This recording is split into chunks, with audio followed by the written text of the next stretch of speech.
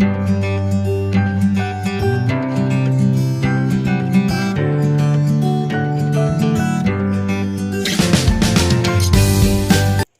Friends, ഇന്ന് ഞാനൊരു simple recipe ആയിട്ടാണ് വന്നിരിക്കുന്നത്.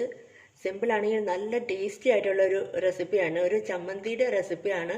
പക്ഷെ ഇതൊരു വെറൈറ്റി ചമ്മന്തിയാണ്. എനിക്കൊരു ഫ്രണ്ട് പറഞ്ഞു തന്നെ കേട്ടോ. ഞാൻ കഴിച്ചു നോക്കിയപ്പോൾ എനിക്ക് ഒരുപാട് ഇഷ്ടമായി. അപ്പോൾ ഈ ടേസ്റ്റി ചമ്മന്തി എങ്ങനെ ഉണ്ടാക്കാൻ പോകുന്നത് നമുക്ക് നോക്കാം.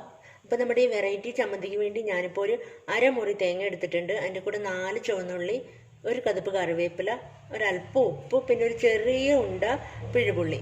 ഇനി ഇതിൻ്റെ മെയിൻ ഇൻഗ്രീഡിയൻറ്റ് എന്താണെന്ന് പറഞ്ഞു തരാം. അത് നമ്മുടെ വറ്റൽ മുളകാണ്. ഒരു 3 വറ്റൽ മുളക് ഞാൻ എടുത്തിട്ടുണ്ട്. അപ്പോൾ എങ്ങനെയാണ് ഈ ചമ്മന്തി അരയ്ക്കുന്നത് നമുക്ക് നോക്കാം. അതിന് മുമ്പ് ഒരു കാര്യം പറഞ്ഞോട്ടെ.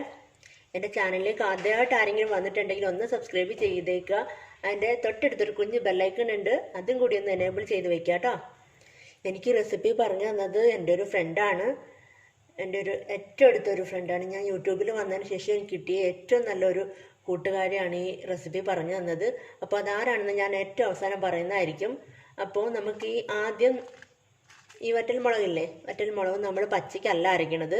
അപ്പോൾ ഇനി എന്താ ചെയ്യാൻ പോകണമെന്ന് നമുക്ക് നോക്കാം. ഗ്യാസ് ഓൺ ചെയ്തിട്ടുണ്ട് കേട്ടോ. അപ്പോൾ എന്തിനാണെന്ന് വെച്ചാൽ നമ്മുടെ ഈ വറ്റൽ മുളകൊന്ന് ചൂടാക്കി എടുക്കണം. സാധാരണ കനലിൽ ചുട്ടെടുക്കുന്നതാണ് നല്ലത്. പക്ഷെ ഇപ്പം നമുക്കിവിടെ കനലൊന്നും ഇല്ലാത്തതുകൊണ്ട് ഗ്യാസിൽ തന്നെ ചുട്ടെടുക്കാം. അപ്പോൾ പൊട്ടിത്തെറിക്കാതെ ശ്രദ്ധിക്കണം കേട്ടോ. പെട്ടെന്ന് ചെയ്യുക. അപ്പോൾ ജസ്റ്റ് ഒന്ന് ചൂടായി കിട്ടിയാൽ മതി. അപ്പോൾ ഇതാ കഴിഞ്ഞു. നന്നായിട്ട് ഉണ്ടോ, ഒന്ന് ഫ്രൈ ആയി കിട്ടിയിട്ടുണ്ട്. ഇത് കനലിൽ ചുട്ടെടുക്കുകയാണെങ്കിൽ അടിപൊളി ടേസ്റ്റ് ആയിരിക്കും കേട്ടോ. അപ്പോൾ ഞാൻ സ്റ്റൗ ഓഫ് ചെയ്യാണ്. ചമ്മന്തി അരയ്ക്കാൻ പോവാണ്. ഇതൊന്ന് ചെറുതായിട്ടൊന്ന് തണുത്തിട്ടുണ്ട്. അപ്പോൾ ഇതിൻ്റെ തണ്ടൊക്കെ പറിച്ച് കളയാട്ടോ. ബാക്കി ഇത്രയും കൂടി ചേർത്ത് നന്നായിട്ടൊന്ന് അരച്ചെടുക്കുക. കല്ലിൽ അരച്ചെടുക്കുന്നതായിരിക്കും ബെസ്റ്റ്. അപ്പോൾ പലർക്കും, എനിക്കറിയാം പലർക്കും കല്ല് ഒക്കെ കാണില്ല ഇപ്പം. അപ്പോൾ മിക്സിയിൽ അരച്ചെടുക്കുക, നന്നായിട്ട് അരച്ചെടുക്കുക കേട്ടോ. അപ്പോൾ ഞാൻ അരച്ചിട്ട് കാണിക്കാം. അപ്പോൾ നമ്മുടെ ചമ്മന്തി ഇതാ ഇവിടെ റെഡി ആയിട്ടിരിപ്പുണ്ട്. അടിപൊളി ടേസ്റ്റാണ് കേട്ടോ. അപ്പോൾ എനിക്ക് ഈ റെസിപ്പി പറഞ്ഞു തന്നത് എൻ്റെ കൂട്ടുകാരി ശ്രുതിയാണ്. ശ്രുതി ടിപ്സ് ആൻഡ് ടോക്സിലെ ശ്രുതി അറിയായിരിക്കും, ഒരുപാട് പേർക്ക് അറിയായിരിക്കും. അത് ഒരു ബ്യൂട്ടി ചാനലാണ്.